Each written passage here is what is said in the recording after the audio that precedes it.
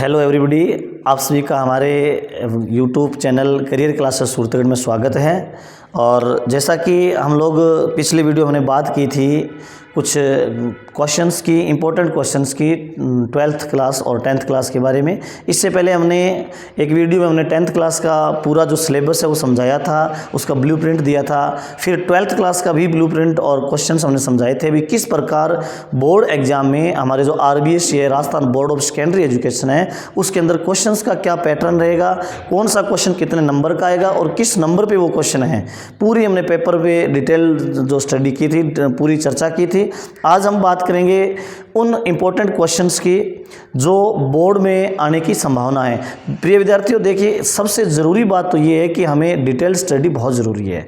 जब भी हम कोई कर रहे हैं तो हमें उसका विस्तृत अध्ययन करना बहुत ज़रूरी है। हमारे पास क्या सिलेबस है, उस सिलेबस में किस प्रकार से क्वेश्चन बनते हैं। तो आइए हम आज बात करते हैं जो हमारी फ्लेमिंगो बुक है 12th क्लास की। 12th के लिए जो कंपलसरी इंग्लिश का जो सब्जेक्ट है फ्लेमिंग इंग्लिश है, उसमें जो बुक दो है, एक फ्लेमिंगो है और एक है विस्टास। तो फ्लेमिंगो के अंदर दो पार्ट दिए गए हैं। अब की बार एक विद्यार्थियों के लिए बहुत ही सुनहरा मौका है अच्छे मार्क्स लेने का, क्योंकि सिलेबस बहुत थोड़ा है। क्योंकि जो अपनी फ्लेमिंगो बुक है उसके अंदर 5 लेसन्स है और 5 ही पोइम्स है, और 5 लेसन ही अपने विस्टास के अंदर है। यानी टोटल आपको 15 लेसन्स तैयार करने एक प्रकार से, 5 पोइम होगी और 10 लेसन हो गए। आज हम जो बात करने जा रहे हैं वो है फ्लेमिंगो की। फ्लेमिंगो में जो हमारा फर्स्ट लेसन है, पहला जो लेसन है उसका नाम है लास्ट लेसन, और लास्ट लेसन के क्वेश्चन हम पिछले वीडियो में कर चुके हैं। इसके बाद जो सेकेंड लेसन जो हमारा था जो लॉस्ट स्प्रिंग नाम से है, उसके भी क्वेश्चंस इंपॉर्टेंट क्वेश्चन है वो हमने पिछले वीडियो में कर लिए। अगर आपने वो वीडियो नहीं देखा है तो आप हमारे डिस्क्रिप्शन में जाके और उस लिंक के माध्यम से वो क्वेश्चंस देख सकते हैं। आज हम बात करते हैं लेसन नंबर 3 के इंपॉर्टेंट क्वेश्चंस की। प्रिय विद्यार्थियों, जैसा कि हमारा 3rd लेसन है और 3rd लेसन का नाम है डीप वाटर। सबसे पहले आपको इस डीप वाटर लेसन है उसको डीपली पढ़ना है, जिसमें छोटे छोटे क्वेश्चन बनेंगे, क्योंकि आपके जो ऑब्जेक्टिव टाइप क्वेश्चंस आएंगे वो सारे के सारे इन 5 लेसन से आएंगे। 5 ये और 5 भी पोइम के हैं। इनमें से पूरे 12 क्वेश्चन ऐसे हैं जो छोटे छोटे, जैसे what was the name of the pool, YMCA pool, यानी इस प्रकार के छोटे छोटे क्वेश्चन कि उस पूल का क्या नाम था, उसको किसने थ्रो आउट किया था पूल के अंदर। यानी बहुत सारे ऐसे क्वेश्चन बनते हैं इस लेसन से जो बिल्कुल छोटे छोटे क्वेश्चन हैं और आप इजीली कर सकते हैं उनको, अगर आपको थोड़ी सी स्टोरी समराइज की आपने तो। अब हम बात करते हैं कुछ इंपॉर्टेंट क्वेश्चंस की, जिसमें जो हमारा 3rd लेसन डीप वाटर है उसका पहला क्वेश्चन जो हमारा बन रहा है वो है कि why was Douglas determined to get over his fear of water. यानी क्वेश्चन ये है कि क्या कारण था कि why was Douglas determined, Douglas ने ये डिटरमाइन क्यों कर लिया था, डगलस इतना दृढ़ निश्चय क्यों हुआ था to get over his fear of water, अपने पानी के उस भय को दूर करने के लिए इतना वो डिटरमाइंड क्यों था। क्योंकि it was spoiled his canoeing, boating, यानी ये चीज़ हमें याद करनी है। ये जो क्वेश्चन है हमारा पहला क्वेश्चन बहुत इंपॉर्टेंट बन रहा है कि ये 2 मार्क्स का आ सकता है या 3 मार्क्स का आ सकता है। इसके बाद जो सेकेंड क्वेश्चन जो बन रहा है हमारा, how did Douglas conquered the old terror, यानी डगलस ने अपने ओल्ड टेरर पर किस प्रकार कॉन्क्वर्ड किया, किस प्रकार उसने अपना जो भय था, अब भय कौन सा था, भय वाटर का था, उसको पानी से डर लग रहा था क्योंकि उसके दोस्त ने शुरू में उसको क्या किया था, धक्का दे दिया था। उसके बाद से उसके मन में एक भय बैठ गया था, तो उस भय को उसने किस प्रकार कॉन्क्वर किया, किस प्रकार जीता, यानी कॉन्क्वर्ड द ओल्ड टेरर, अपना जो पुराना जो डर है वो सबसे पहले उसने कैसे दूर किया। उसके बाद हमारा जो 3rd क्वेश्चन बनता है इस लेसन से, how did Douglas overcome his fear of water, यानी अब वो फाइनली, क्योंकि 2 कंडीशन आती है इस लेसन में, सबसे पहले तो वो अपने इस भय को दूर करता है, लेकिन बाद में वो क्या करता है, फाइनली वो पूरी तरह ओवरकम, मतलब पूरी तरह किस प्रकार वो डर को दूर कर लेता है। ये क्वेश्चन बहुत इंपॉर्टेंट है। 3rd क्वेश्चन जो है, how did Douglas overcome his fear of water, अपना जो पानी का भय था उसके ऊपर वो जीत कैसे हासिल करता है। तो इसके लिए हमें तीनों क्वेश्चन है जो कि इंपॉर्टेंट इंपॉर्टेंट क्वेश्चन है और इन तीनों में से कोई भी क्वेश्चन बोर्ड परीक्षा में पूछा जा सकता है। और ये 3 क्वेश्चन वो है जो पूरी इस लेसन की जो थीम है उसको लिए रख रहे हैं, क्योंकि इन 3 क्वेश्चंस में हमारा पूरा लेसन सिमट जाता है। तो इनमें अगर छोटा क्वेश्चन भी आता है तो वो अब इन तीनों क्वेश्चंस के माध्यम से वो क्वेश्चन कर सकते हैं। तो प्रिय विद्यार्थियों, ये 3 क्वेश्चंस थे हमारे डीप वाटर से। अब जो नेक्स्ट हमारे जो 6 क्वेश्चन है वो सारे के सारे रेड ट्रैप लेसन से है, क्योंकि हमारा चौथा जो लेसन आता है फ्लेमिंगो के अंदर वो है रेड ट्रैप, चूहेदानी। अब यहाँ आपको ये ध्यान देना है कि सबसे पहले हमें रेड ट्रैप लेसन की जो कैरेक्टर्स है उनके बारे में बात करनी है। सबसे पहले कौन होता है इसके अंदर, रेड ट्रैप में जो चूहेदानी बेचने वाला होता है पेडलर होता है। दूसरा जो करेक्टर होता है उसमें क्रॉफ्टर होता है। थर्ड जो इसमें करेक्टर होता है वो उसका जो फ्रेंड होता है आयरन मास्टर होता है, आयरन मिल का जो मालिक होता है, और एक उनकी लड़की होती है। तो कुल मिला के इसमें जो मुख्य जो हमारे करेक्टर है वो 4 करेक्टर्स है। अब हमें सबसे पहले तो इन करेक्टर्स के बारे में पढ़ना है। हो सकता है करेक्टर स्केच और पेडलर आ जाए। अच्छा क्वेश्चन बनता है इसमें कि आप इस लेसन के आधार पर बताइए कि जो आपका पेडलर था वो उसका क्या करेक्टर था। एक्चुअल में वो क्या होता है, पेडलर जो अपनी चूहेदानियाँ बेचता है, रेड ट्रैप जो बेचता है, तो वो ये मानता है कि दुनिया को भी एक चूहेदानी समझता है। तो वो कहता है कि पूरी दुनिया एक चूहेदानी है और लोग उस चूहेदानी के अंदर फंस जाते हैं। किस लिए कि इन मतलब अपनी जो भौतिक चीज़ों को के एक प्रकार से उसको कलेक्ट करने के लिए लोग फंस जाते हैं। लेकिन होता ये है कि जैसे वो जा रहा होता है और वो खुद क्या करता है, एक क्रॉफ्टर से वहाँ से 30 क्रोनर है वो चुरा लेते हैं। अब यहाँ पे ध्यान रखना है कि क्रोनर क्या चीज़ है, या क्वेश्चन आ सकता है कि इस लेसन में जो मुद्रा है वो उसका नाम क्या है, तो क्रोनर है यहाँ पे। और कितने क्रोनर वहाँ से चुराता है, 30 क्रोनर चुराता है, पेट उसके क्रॉफ्टर के यहाँ से चुरा लेता है। अब यहाँ से उसकी स्टोरी के अंदर एक बड़ा मोड़ आता है, बहुत इंटरेस्टिंग मोड़ आता है। और वो क्या करता है, वो रास्ते न जाने के बजाय वो क्या करता है, जंगल से होकर निकलता है।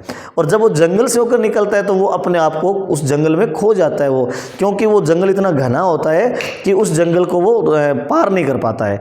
इसका मतलब अब उसको समझ आती है कि जिस प्रकार मैं कह रहा था लोगों के बारे में, उसी प्रकार मैं स्वयं उस चूहेदानी में फंस गया हूँ एक प्रकार से उस 30 क्रोनर की वजह से।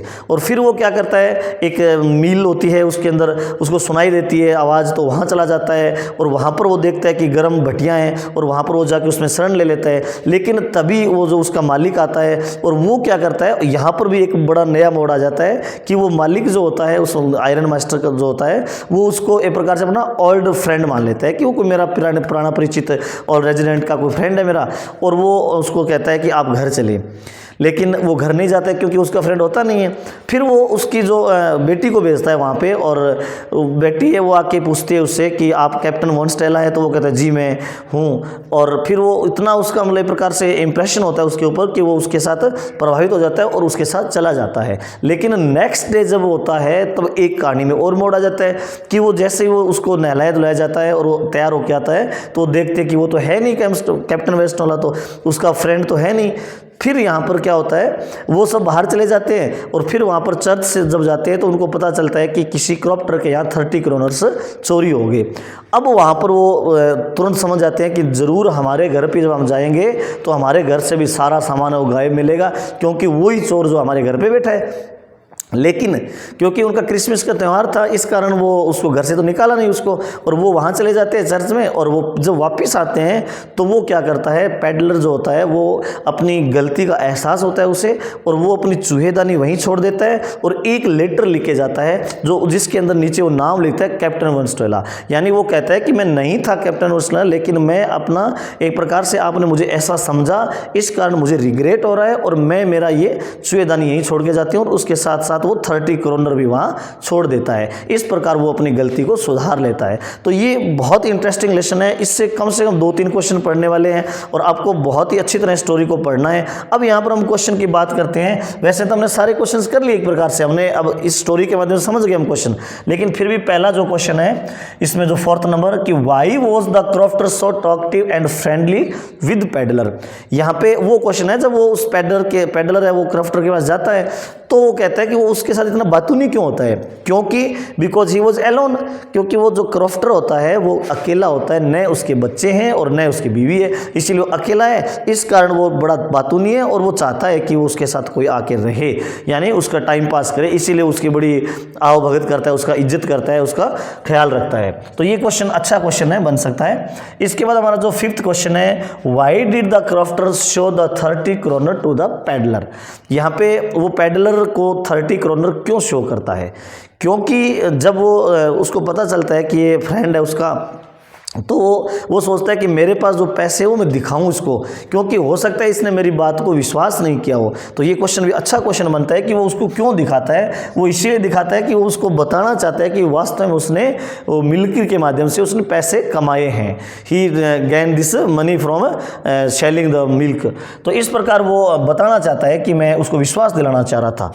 तो थर्ड, इसके बाद ये आगे वाला जो क्वेश्चन 6th क्वेश्चन है वो बनता है, why did the peddler decline the invitation? अब ये हमने बात की थी अभी कि जब वो आयरन मास्टर के उस मिल में वहाँ जाके वो जब सो जाता है तो उसका जो आता है मालिक तो उसको बुलाने के लिए, तो यहाँ पे ये क्वेश्चन बनता है कि वो मना क्यों करता है?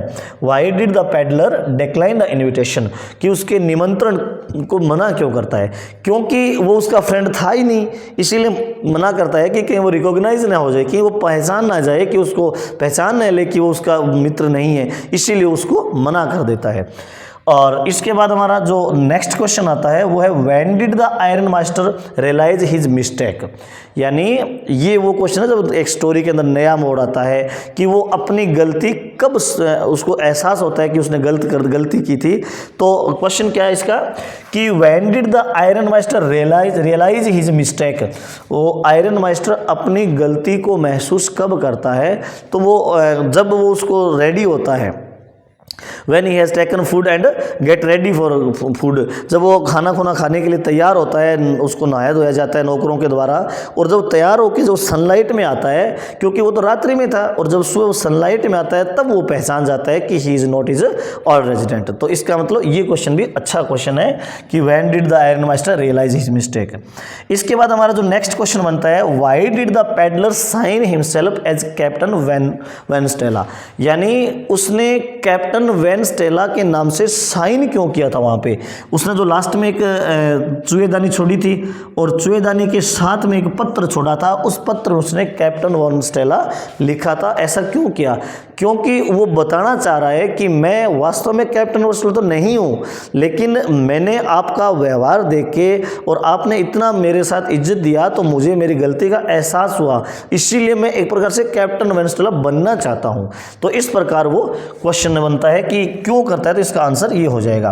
फिर हमारा क्वेश्चन नंबर इस लेसन का जो लास्ट क्वेश्चन बनता है और बहुत ही इंपॉर्टेंट क्वेश्चन है, जो कि एक प्रकार से पूरे इस लेसन की जिस्ट है कि what made the peddler finally change his veg? कि क्या ऐसी चीज़ थी जिसने कैप्टन को पूर्ण रूप से बदल दिया। यहाँ पे हमने पूरी स्टोरी के माध्यम से समझ लिया कि सबसे पहले तो उसकी जो लड़की होती है उसको बहुत अच्छा बिहेव करती है उसके साथ, फिर दूसरी चीज़ वो अपनी गलती को स्वीकार कर लेता है, तीसरी चीज़ उसको पता चलता है कि मैंने स्वयं नहीं तो लेसन के शुरू में कहा था कि ये दुनिया है, ये नथिंग बट है रेट रैप की, दुनिया कुछ नहीं है सिवाय एक चूहेदानी की है, और लोग अब उस छोटी सी चीज़ की लालच में आके उसमें फंस जाते हैं। तो ये चीज़ें उसको रियलाइज़ होती है, और जब वो रियलाइज़ होती है तो वो अपने आप को फाइनली चेंज कर लेता है। तो इस प्रकार ये क्वेश्चन बहुत अच्छा क्वेश्चन है। तो हमने सारे पूरी स्टोरी की बात की, वैसे डीप वाटर वाली और सेम रेट रैप वाली, और इन दोनों लेसन्स के जो इंपॉर्टेंट क्वेश्चन है वो किए। तो इस प्रकार आप भी इन क्वेश्चंस को करें, लिख के प्रैक्टिस करें और उनको याद करें। और नेक्स्ट वीडियो में हम बात करेंगे हमारे लास्ट जो लेसन बचता है उसके बारे में बात। थैंक यू, शुक्रिया।